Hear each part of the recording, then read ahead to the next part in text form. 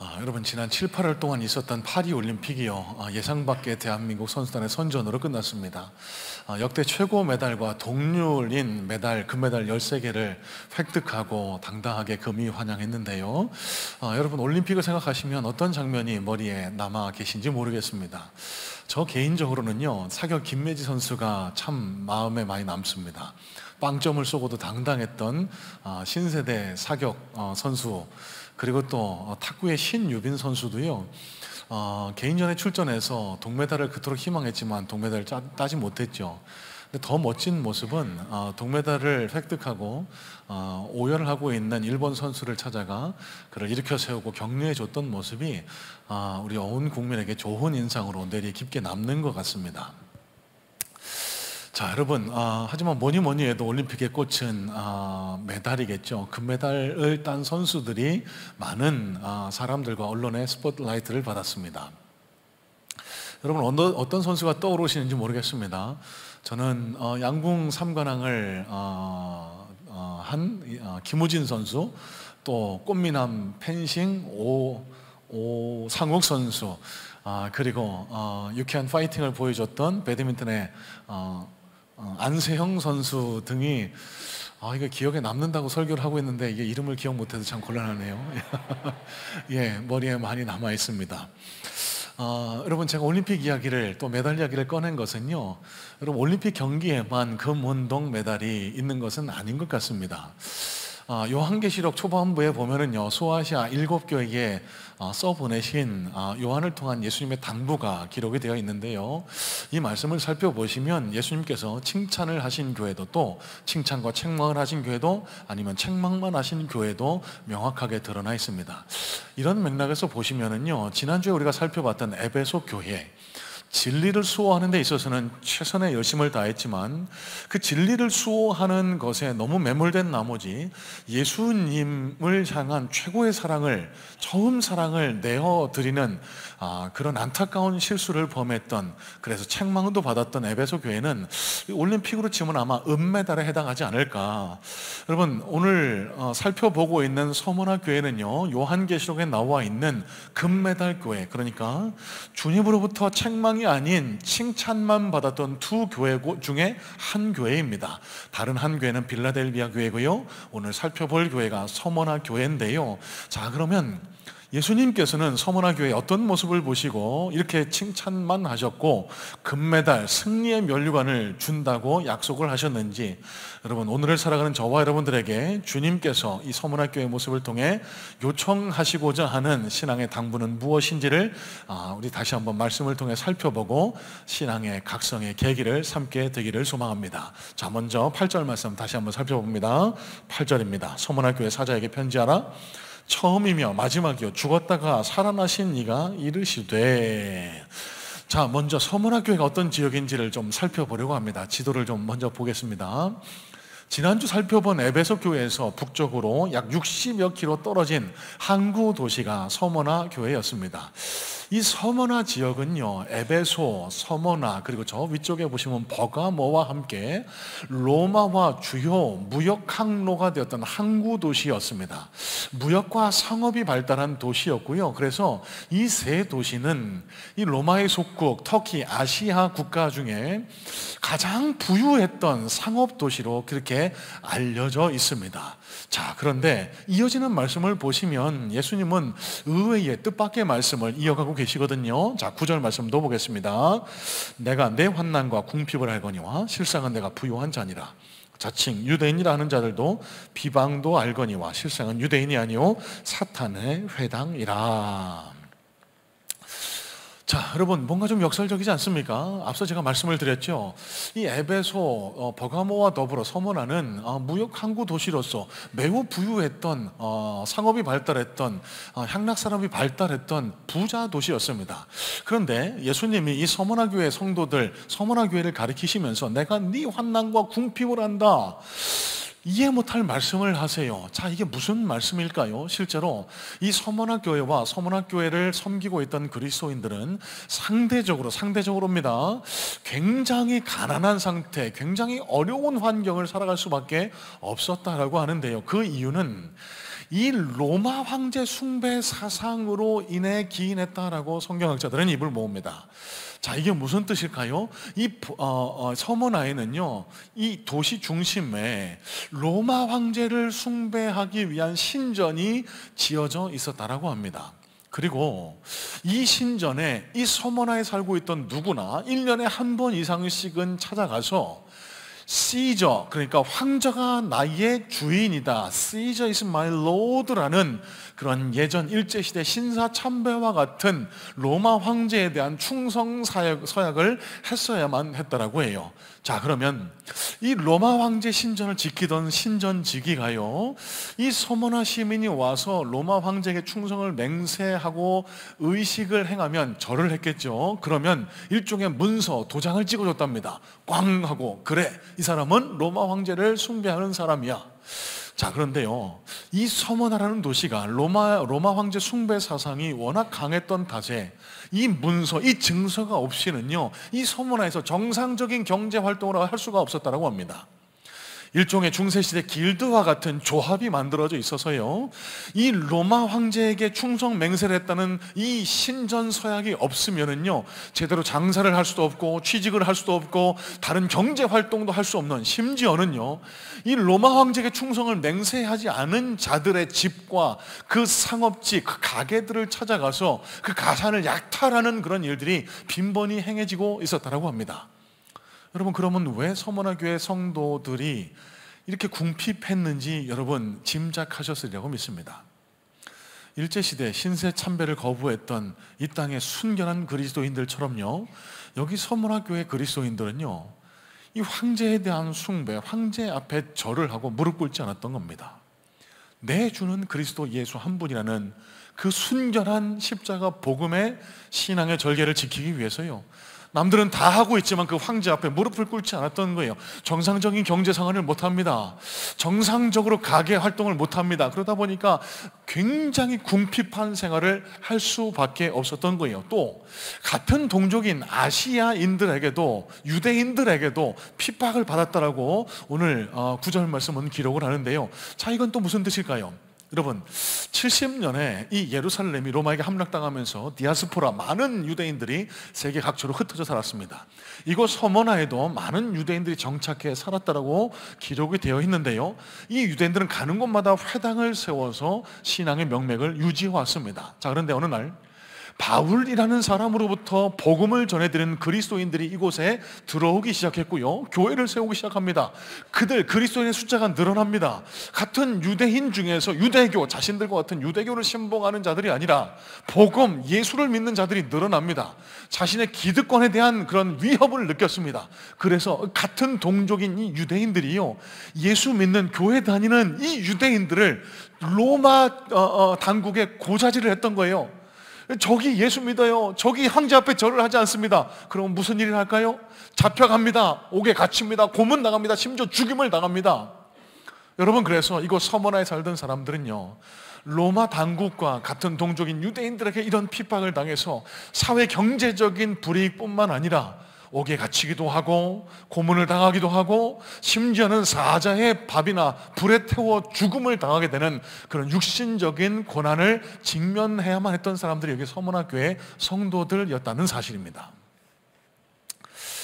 자, 여러분, 제일 먼저 생각해 볼 일이 있습니다. 여러분, 과연 저와 여러분이 이런 상황이면 저와 여러분들은 끝까지 예수 믿는다라고 신앙의 절기를 지키실 수가 있을까요? 여러분, 지금 옆에 분들 들으시니까 굳이 대답 안 하셔도 됩니다. 속으로 한번 질문해 보시고 대답해 보세요. 옛날 과거 일제시대로 돌아갔다고 생각해 보시고, 일황제 앞에 절을 하지 않으면 지금 옥에 가두겠다라고 하면 여러분, 그래도 이 예배에 참석을 하시겠습니까? 종종 스스로에게도 묻는 질문이지만 자신이 없어요. 목사이지만 정말 자신이 없습니다. 하지만 그때 하나님께서 저에게 특별한 은혜를 주시면, 그러니까 아마 이런 시험이 오면 저도 기도하겠죠. 하나님, 제가 목사인데 제가 어떻게 하기를 원하십니까? 기도하겠죠.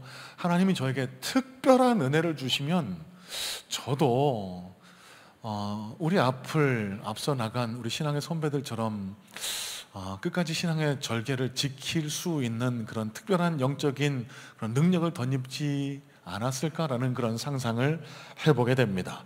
자, 여러분, 무슨 말씀을 드릴까요? 여기 서문학교의 성도들은요, 예수님으로부터 칭찬받았습니다. 자, 9절 말씀 다시 한번 보세요. 내 환난과 궁핍을 알거니와 실상은 내가 부요한 자니라. 여러분, 예수님 칭찬하신 거예요. 이게 무슨 뜻일까요? 너희가 이런 핍박 앞에서도 끝까지 신앙을 포기하지 않는구나. 네가 진짜 부요한 자구나. 예수님이 칭찬하고 계신 거예요. 자, 그러면 이 에베소 교회 성도들은 어떻게, 무슨 방법을 통해서 이 무시무시한 환난과 핍박, 여러분, 여기 사용된 환난이라는 단어는 큰 바위가 나를 짓누르고 있다는 그런 의미를 지닌 단어고요, 가난, 궁핍이라는 뜻을, 이 단어 푸토헤켓이라는 단어는 극도의 빈곤, 극빈의 상태를 가리킵니다. 그러면 이들이 마주했을, 이들이 경험했을 환난과 가난이 우리가 상상을 초월하는 그런 어려움, 고난이었을 텐데, 어떻게 이 서머나 성도들은 이런 핍박과 환난을 이겨내고 주님의 칭찬을 받을 수 있을까? 여러분, 9절 말씀에 그 힌트가 들어가 있습니다. 이들은 특별한 영적인 체험을 한 겁니다. 여러분, 신앙의 도전이 옵니다. 신앙의 시험이 옵니다. 그때 이 서문학교의 성도들도 기도하지 않았을까요? 그때 주님의 위로의 음성이 들려온 겁니다. 사랑하는 아들아, 내 딸아, 네 신앙을, 네 환난을 내가 안다. 여러분, 9절 말씀에 기록되어 있는 안다라는 단어는요, 헬라 원어로는 실상 에이도라는 단어를 씁니다. 그러니까 정확히 얘기하면 보다라는 뜻에 가까운데요, 이 단어의 구약에 나타난 일맥상통한 단어는 저와 여러분 잘 아시는 야다라는 단어입니다. 야다는요, 그냥 우리가 책을 통해서 아는 것이 아닌 부부가 서로 친밀하게 아는 것처럼 경험적으로 속속들이 내막을 알다라는 그런 표현을 할 때 야다라는 단어를 쓰거든요. 예수님이 이렇게 말씀하신 거예요.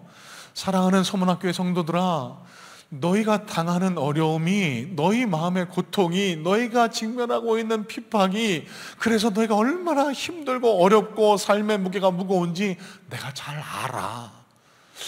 여러분, 이 예수님의 위로는요, 그냥 피상적인 위로가 아니었습니다. 여러분, 제일 먼저 이제 추석 명절 연휴를 맞아서 친지들도 찾아보실 테고 평소 못 보던 이런 가족분들도 만나보게 되실 텐데, 개 중에는 이런 분들도 계실 것 같아요. 야, 교회 왜 이렇게 이렇게 다녀? 그냥 편하게 살아, 편하게. 교회 말고 다른 좋은 곳도 있던데, 천주교도 있고 불교도 있고 남녀 호랑개교도 있고, 그냥 편한 거 믿어, 편한 거. 여러분, 제가 오늘 딱 이 한 말씀 좀 드리고 싶습니다. 뭐 하나 믿어도 좋다라고 주장하실지도 모르는 우리 친지들 앞에 이거 하나만 기억해 주셨으면 좋겠어요. 기독교는 다르다고. 여러분, 세상 어떤 종교 창시자가 자신을 추종하는 자를 위해 인간이 경험할 수 있는 최고의 고난을 경험했다고 말할 수 있을까요? 아무도 없습니다. 예수만이 그러셨습니다. 예수 그리스도, 하나님의 아들이신 예수 그리스도는요, 우리 인간들의 고통에서 구원시켜 주시기 위해서 하늘 보좌를 버리고 이 땅에 오셨어요. 그리고 인간과 똑같은 모습으로 살아가셨습니다. 가난한 상태로 살아가셨어요. 그리고 십자가를 지었습니다. 인간이 당할 수 있는 가장 처절한 고난을 당하셨습니다. 그래서 예수님은 우리에게 이렇게 말하실 수 있는 거예요. 너희가 당하는 고통을 내가 안다. 왜? 내가 당해봤으니까. 너희가 경험할 수 있는 최고의 고통을 내가 경험해 봤으니까, 내가 너희가 얼마나 힘들고 아프고 어려운지 내가 알아. 여러분, 이거보다 더 큰 위로가 세상에 있을까요? 우리는 사람을 위로할 때 너무나 피상적으로 위로할 때가 많습니다. 그 사람의 고통을 잘 알지도 못하면서요, 그래요, 아프시죠, 내가 기도할게요. 여러분, 그건 인간의 한계인 것 같습니다. 하지만 주님의 위로는 그렇지 않아요. 왜요? 그분은 우리가 경험할 수 있는 최고의 고난을 경험해 보셨거든요. 우리가 얼마나 어디까지 아파보고 어디까지 절망할 수 있는지 예수님 다 경험해 보셨거든요. 심지어는 주님 앞에, 아버지, 내가 이 잔을 피할 수 있으면 피하게 해주세요, 땀방울이 핏방울 되도록 기도해 보셨던 분이거든요. 그렇기 때문에 이 예수님만이 우리를 진정으로 위로하실 수 있는 겁니다. 내가 안다. 여러분, 오늘 이 예배를 통해 우리의 고통과 고난을 속속들이 알고 계시는 주님의 위로의 음성, 내가 안다라는 이 특별한 영적 체험이 우리 모든 성문의 성도님들에게도 경험될 수 있게 되기를 주님의 이름으로 소원하고 축복합니다. 이 참 제가 늘 안타까운 것이 이 부분이에요. 여러분 MBTI라고 아세요? MBTI? 아시는 분은 좀 그래도 젊은 세대시고, 그 뭔 소린가 하시는 분들, 뭐 일가 친족들, 우리 자녀분들, 손자 손녀 만나서 나 MBTI 좀 하게 해줘라고 좀 요청해 보세요. 금방 할 수 있을 겁니다. 성격 테스트인데요. 저는 ESTJ라고 나오더라고요. 뭔지 자세히 말씀드릴 의도는 없고 저는 T라고 합니다. 그래서 뭐 좋은 면도 일부 있지만 가장 좀 치명적인 약점이 공감 능력의 부재래요. 제가 조금 마음 안타까울 때가 많습니다. 마음은 안 그렇지만 좀 어려움 당하신 성도님들을 보고 또 기도의 제목을 들을 때 여러분 이 자리를 빌어서 말씀드립니다. 제 마음은 안 그렇습니다. 정말 위로해드리고 싶은데 이 T라서 공감 능력 표현하는 게 조금 부족해서 제 마음을 다 표현 못할 때가 있어요. 여러분 무슨 말씀을 드리고 싶냐면요, 목사인 한나 T밖에 안 되는 저에게 위로받으려고 하지 마시고 우리의 아픔을, 우리의 고난을 속속들이 다 알고 계시는 예수님으로부터 위로의 음성을 듣게 되는 우리 성문의 성도님들 되시기를 주님의 이름으로 소망하고 축복합니다. 어떻게 그게 가능할까요? 여러분 이 시간을 빌어서 다시 한번 예배를 강조해 드리고 싶습니다. 예배를 통해서 그 위로의 음성을 들으실 수 있어야 돼요. 오늘 말씀을 준비하면서요, 안디옥 교회 성도들을 떠올리게 됐습니다. 우리가 지난해까지 함께 살펴보았던 사도행전 강해 중 사도행전 11장에 보시면은요, 바나바와 사도 바울이 목회를 했던 안디옥 교회, 그 안디옥 교회의 성도들을 가리켜 비로소 그리스도인이라 일컬음을 받게 되었다라고 하는 구절을 함께 살펴본 기억이 있습니다. 여러분 여기 안디옥 교회 성도들도요, 극심한 핍박과 환난과 궁핍을 마주해야만 했던 성도들이었습니다. 자, 여러분 그런데 오늘 본문의 서머나 성도들과 동일한 환경 가운데서 어떻게 그리스도인이라는 칭호를 얻게 됐을까요? 여러분 예전에도 말씀을 나눴습니다. 여기 안디옥 교회 성도들이 이 그리스도인이라는 호칭을 얻게 된 결정적인 이유도 역시 그들이 드렸던 예배에 있습니다. 이들도 로마 황제에게 절을 하지 않으면, 로마 황제에게 충성하지 않으면 잡아가고 옥에 가두고 고문받고 그런 핍박을 감내해야만 했지만 이들은 예수 그리스도가 주라는 사실을 포기하지 못했던 거예요. 어디서 그 힘을 얻었을까요? 예배를 통해서요. 그래서 안디옥에 가보시면은요, 지금도 이들이 예배를 드렸던 암굴교회, 동굴교회가 유적지로 남아 있습니다. 안디옥 시내가 내려다 보이는 저 산 중턱의 동굴 한가운데를 파서 그들이 예배드리는 예배 처소를 만들어 두었는데요, 넓지 않은 공간에 가면은요, 촛불을 켜놓고 제단을 만들어 놓습니다. 말씀을 펼쳐 놓았겠죠. 여러분 이 안디옥 교회 성도들이 이 제단에 들어서서 무릎을 꿇었을 때의 모습을, 그 마음을 한번 상상해 보세요. 뭉클한 감동이 있지 않았을까요? 주님, 내가 힘들어서 주님 앞에 왔습니다. 여러분 그러면 그때마다 예수님이 주시는 은혜가 뭘까요? 내가 안다의 은혜입니다. 그래, 내가 안다. 생명을 내걸고 예배를 드릴 수밖에 없었던 이 안디옥 교회, 오늘 소문학교의 성도들의 이유는, 예배에 목숨 걸을 수밖에 없었던 이유는 바로 이거예요. 그리스도인이라고 하면 환난과 핍박 가운데 쓸 수밖에 없는데 그 환난과 핍박을 이기기 위해서는 필요한 영적 체험을 얻는 통로는 예배라는 사실을 알았기 때문에. 여러분 이 요한계시록은 편지라고 말씀을 드렸습니다. 그러면 이 요한계시록이 낭독되는 상황을 여러분 머릿속으로 한번 그려보시길 바라요. 요한으로부터 다른 교회를 거쳐 이 서머나 교회에도 이 요한을 통한 요한계시록 편지가 전달이 됩니다. 저처럼 이 요한계시록의 편지를 전달받은 대표 낭독자가 회중 앞에 서서 주님의 음성, 이 편지를 낭독하기 시작합니다. 그러면서 이 말씀을 디다케 읽는 거예요. 이렇게 읽는 겁니다. 서머나 교회 사자에게 편지하라. 처음이며 마지막이요 죽었다가 살아나시니가 이르시되 내가 내 환난과 궁핍을 알거니와 실상은 내가 부요한 자니라. 여러분 이 말씀을 들었던 서머나 교회 성도들의 감동이, 위로가 얼마나 컸을지 한번 상상해 보시길 바랍니다. 주님이 아신대요. 주님이. 하루하루 그리스도인으로 살아나기가 버겁고 힘들지만 주님이 하신답니다. 예배를 통해서 주님의 말씀이, 주님의 음성이 들려온 거예요. 그래서 힘들지만 또 한 번 더 그리스도인으로 살아가겠노라는 결단이 이 예배를 통해 서문학교의 성도들에게 이루어졌고요.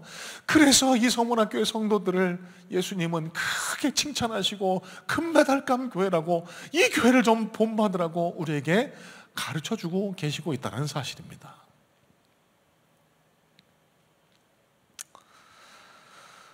여러분, 이 자리에도 여러 가지 삶의 문제로 힘들어 하시는 분들도 계실 줄로 압니다. 여러 가지 기도의 제목을 놓고 기도하시는 분들도 계실 줄로 알아요. 여러분, 제가 간절히 소망하는 게 바로 이겁니다.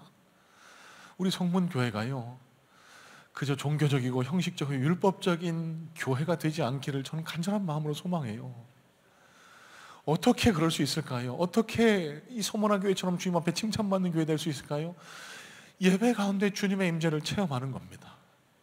비록 목사는 이 딱딱한 티라서 위로의 음성을 잘 전달하지 못하지만 이 부족한 종을 통해서 전달되는 하나님의 말씀을 통해서 여러분 심령에 하나님의 음성이, 주 예수 그리스도의 음성이 들려올 수 있게 되기를 바라요. 사랑하는 아들아, 딸아, 내가 네 얼마나 힘들고 고통스러운지 안다. 조금만 더 참고 견디렴. 내게 승리의 영광이 주어지게 될 거야. 오늘 이 예배도 이 주님의 위로의 음성이 들려오게 되는 그런 은혜의 예배, 능력의 예배 되실 수 있게 되기를 주님의 이름으로 소망하고 축복합니다. 자, 두 번째입니다. 10절 말씀도 살펴보겠습니다. 10절입니다. 너는 장차 받을 고난을 두려워하지 말라. 볼지어다 마귀가 장차 너희 가운데서 몇 사람을 오게 던져 시험을 받게 하리니 너희가 10일 동안 환난을 받으리라. 내가 죽도록 충성하라. 그래야만 내가 생명의 관을 내게 주리라. 자, 여러분, 이 서문화 교회의 성도들에게, 교회에게 예수님은 주마가편이라고요, 더 죽도록 충성하라고 두 가지 당부의 말씀을 하십니다. 고난을 두려워하지 말아라, 그리고 죽도록 충성해라. 자, 여러분, 이 예수님의 권면의 의미를 우리가 조금 더 깊이 한번 살펴볼 수 있으면 좋겠습니다. 여러분, 믿음에는 두 가지 종류의 믿음이 있는 것 아세요? 뭐 뜨거운 믿음이 있는가 하면은 좀 날라리 믿음이 있다, 여러분, 이런 맥락이 아니고요. 오늘 말씀의 맥락과 연관지어서 이렇게 한번 구분해 보겠습니다. 현재의 믿음이 있을 수 있고 장래의 믿음이 있을 수 있습니다.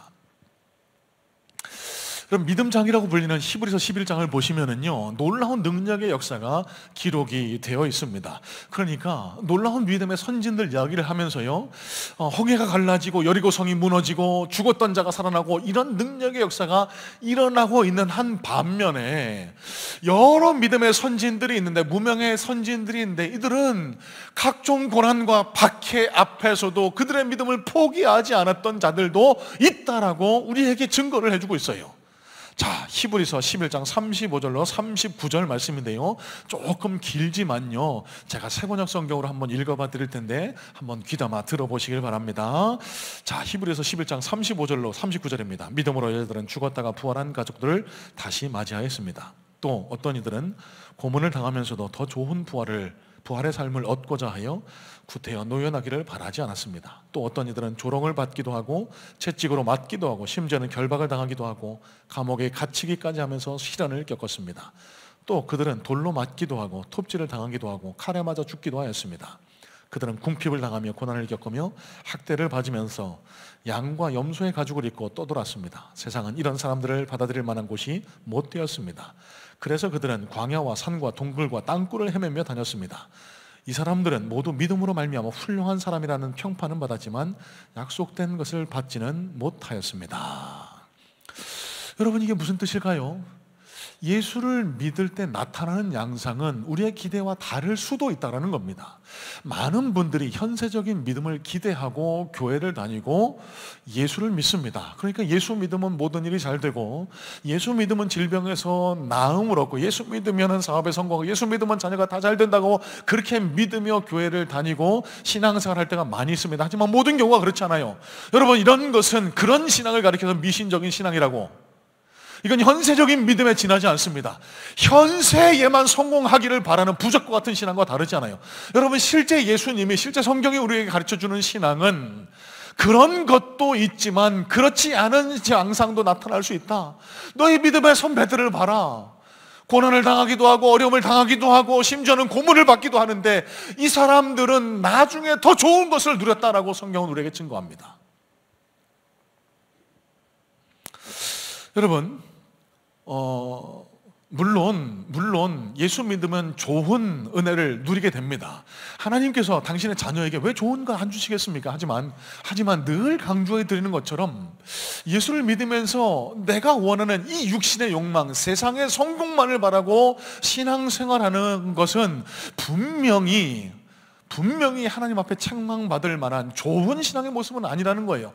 반대의 경우도 마찬가지입니다. 목사님, 그러면 예수 믿으면 다 가난해야 돼요? 예수 믿으면 다 그냥 그렇게 궁핍하게만 살아야 돼요? 아니요, 여러분, 그렇지 않아요. 그건 역시도 잘못된 가르침입니다. 굉장히 나이브한 가르침이에요. 절대 그렇지 않습니다. 자, 그러면 건강한 그리스도인의 삶의 태도는 무엇일까요? 기도 응답을 통해서, 하나님 살아계시니까 기도 응답을 통해서 내가 생각지도 못하는 놀라운 역사가 일어날 것을 기대하는 한편, 오늘 내가 할 일을 최선을 다해서 하는 겁니다. 오늘 내가 살아내야 할 믿음의 경주를 최선을 다해서 달려가는 겁니다. 그러면서 주님께서는요, 이런 당부의 말씀을 하십니다. 우리가 비록 이 약속의 면류관이 멀리 있는 것처럼 느껴지지만 이 믿음의 경주를 포기하지 않고 달려나갈 그런 희망의 근거를 우리에게 말씀해 주고 계시거든요. 두 가지로 말씀하고 계세요. 첫 번째는 예수님께서 8절 말씀을 통해 증거하신 것처럼 처음과 나중이시여 죽었다가 다시 살아나신 이가 되셨다는 사실입니다. 자, 여러분, 여기 8절 말씀에 처음이며 마지막이요, 죽었다가 살아나신 이가 이르시되, 여러분, 이 구절이 뜻하는 바가 뭘까요? 여러분, 천지 만물의 창조자가 그리스도시라는 겁니다. 지금도 세상 만물을 운행하며 통치하시는 분이 하나님이시라는 사실이에요. 여러분, 이 사실이 우리가 얼마나 위로가 되는지 모릅니다. 여러분, 이게 무슨 의미로 해석되고 받아들일 수 있을까요? 여러분, 예수 믿는 그리스도인들은 결코 멸망하지 않습니다. 이 세상에서 사업이 조금 어렵다라고 해서 우리가 멸망합니까? 절대로 그렇지 않아요. 여러분, 우리가 질병 때문에 고난 당하고 해서 우리가 멸망합니까? 아니요, 절대 그렇지 않습니다. 하나님께서 우리에게 고난을 주실 때도 이유와 목적이 있고요, 그 마지막은 실패가 아니라 주님과 함께 있을 때 우리는 성공하게 된다는 사실입니다. 이것이 바로 죽었다가 다시 살아나시니, 그리고 처음과 나중이라는 말씀을 통해 우리가 깨닫게 되는 그리스도의 용기와 진리인 것입니다. 또 10절 말씀 중반절을 보시면 이런 구절이 기록이 되어 있습니다. 볼지어다 마귀가 장차 너희 가운데서 몇 사람을 오게 던져 시험을 받게 하리니 너희가 10일 동안 환난을 받으리라. 여러분, 여기 10일 동안이라는 구절을 주목해 보세요. 자, 여러분, 여기 10일 동안이라는 구절은요, 문자적으로 해석하시면 곤란하고 상징적으로 하신 것이 맞습니다. 고난이, 환난이 짧다는 겁니다. 한시적이라는 거예요. 곧 지나간다는 뜻입니다. 고난받는 분들에게 이 말씀이 위로가 됐으면 좋겠습니다. 이 고난받을 때 견디기가 너무 힘든 것은요, 이 고난이 언제 끝날지 모르기 때문에 힘든 경우가 많이 있습니다. 제가 작년에요, 담낭염으로 수술을 받았거든요. 그때가 마침 교회에서 부흥 집회를 하던 기간이었습니다. 이 강사님이 오셔서요, 제가 부흥 집회 많이 다녀봤지만 이 담임 목사가 아파서 병원에 입원하는 교회 부흥회는 처음 해본다라고. 저도 웬만하면 좀 마지막까지 자리를 지키려고 했는데 첫날부터 아프더니 너무 아픈 거예요. 그래서 병원 응급실에 갔더니 빨리 수술을 해야 된다고 해서 감사하게도 빨리 수술을 하고 그렇게 회복했던 경험이 있습니다. 그런데요, 담낭염 경험하신 분들은 아시겠지만 좀 아픕니다. 많이 아픕니다. 그래서요, 이곳 응급실에 있을 때도 수술 받기 전에 제가 오전 한 10시경에 입원을 했는데 수술은 거의 12시간이 지나서 저녁 밤에 수술을 했거든요. 그동안 간헐적으로 이제 진통이 찾아오는데, 여기 제 아내도 앉아 있습니다만 너무 아파요. 그래서 진통제를 좀 달라고 해도 그 진통제조차 잘 듣지를 않는 겁니다. 용서하고 들어주십시오. 참 지금 후회하는 게, 제 평생의 모토 좌우명이 상남자인데 너무 아프니까 너무 아픈 척을 한 게 좀 창피해요.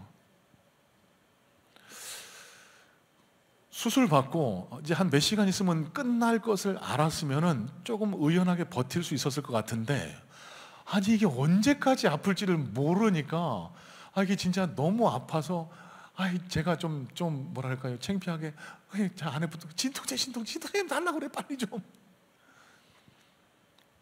제가 그런 사람입니다, 여러분. 그럼 무슨 뜻일까요? 그럼 하나님 살아계시고요, 우리가 마주하고 있는 고난은 그리 길지 않습니다. 하나님의 작정하신 때에 그 고난은 곧 지나갈 것이고요, 처음이요 나중, 그리고 죽었다 살아나신 이인 예수 그리스도께서 살아계시는 한 우리는 실패자, 멸망하는 것이 아니라 결국은 이기는 자가 될 것이라는 믿음, 여러분 이 믿음이 오늘 고난 앞에 서 있는 우리 성문의 성도님들에게 큰 위로의 말씀이 될 수 있게 되기를 주님의 이름으로 소망합니다. 여러분 끝까지 이 말씀을 붙들고 우리가 승리의 길을 걸어갔으면 좋겠어요. 로마서 8장 18절입니다. 생각하건대 현재의 고난은 장차 우리에게 나타날 영광과 비교할 수 없도다. 자, 마지막입니다. 10절로 11절도 살펴봅니다. 10절 11절입니다. 내가 죽도록 충성하라. 그리하면 내가 생명의 관을 내게 주리라. 귀 있는 자는 성령이 교회들에게 하시는 말씀을 들을지어다. 이기는 자는 둘째 사망의 해를 받지 아니하리라.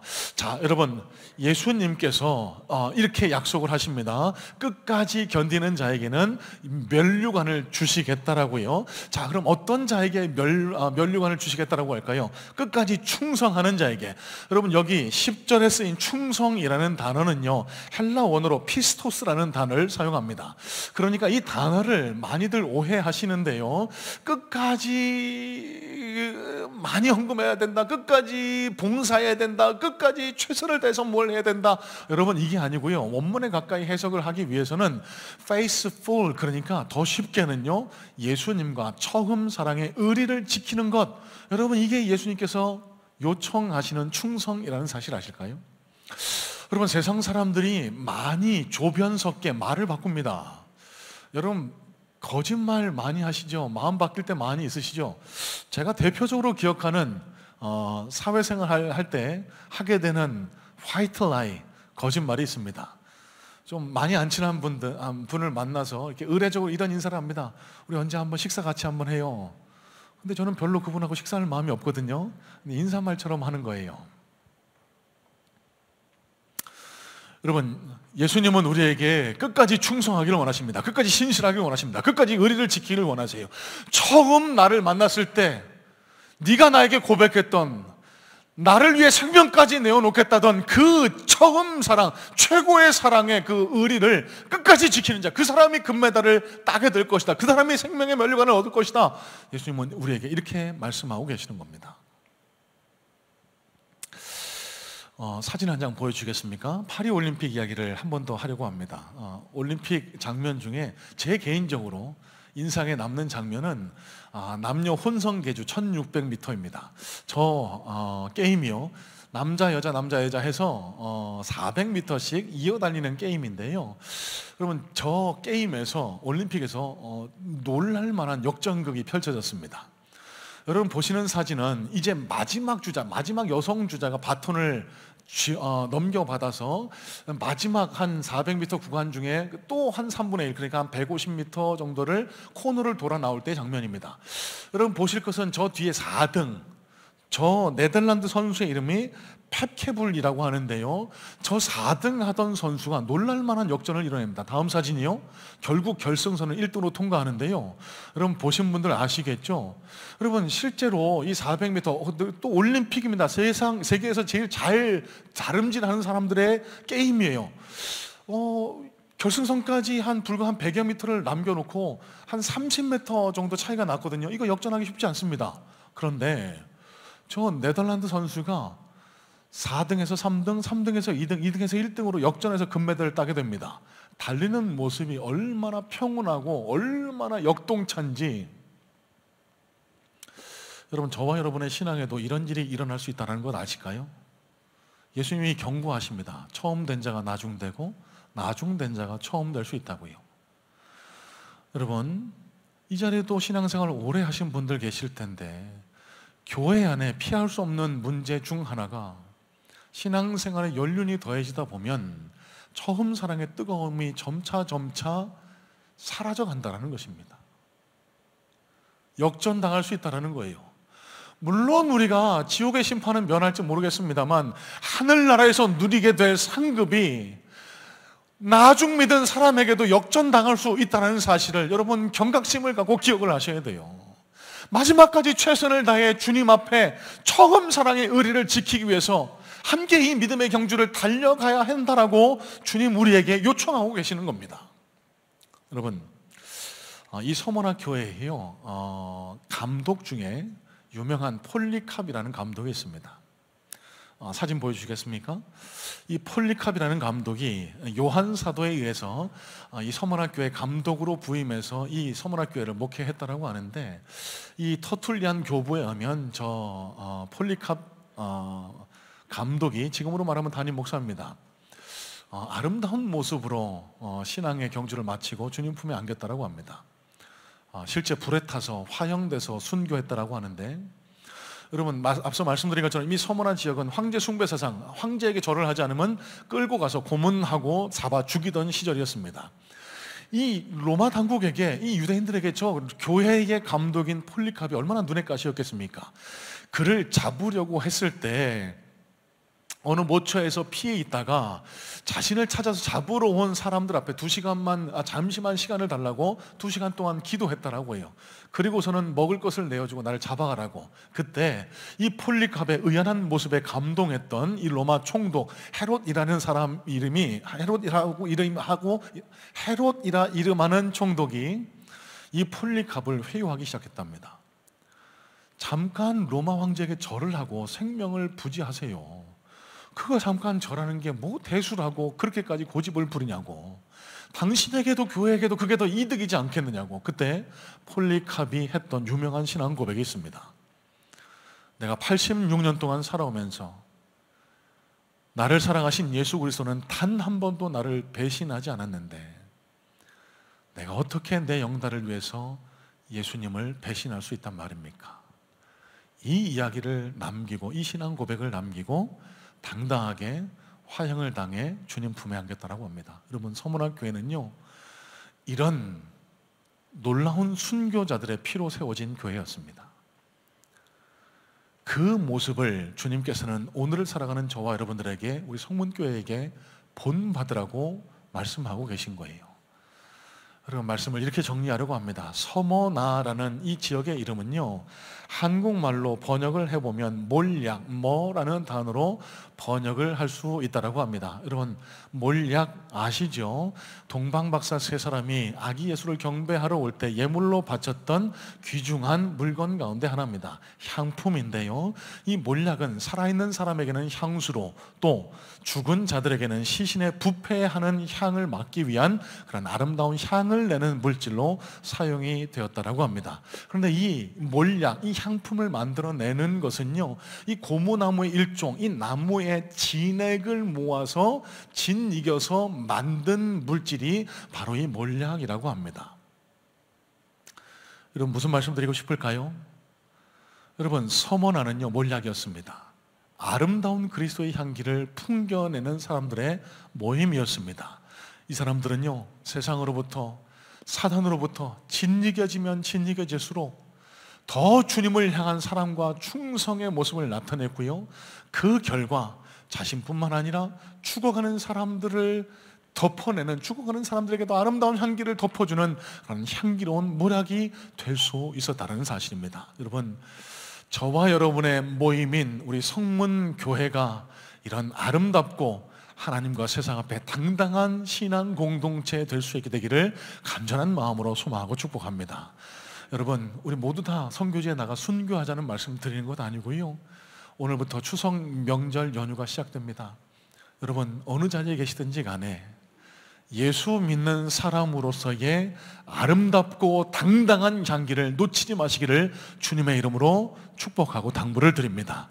그럴 때 여러분, 저와 여러분이 어느 자리에 있든지 간에 우리의 아름다운 신앙의 모습을 보시고 하나님께서는 우리를 크게 칭찬하시고 우리 삶에 필요한 각종 좋은 은혜와 복들을 우리에게 허락해 주실 줄로 믿습니다.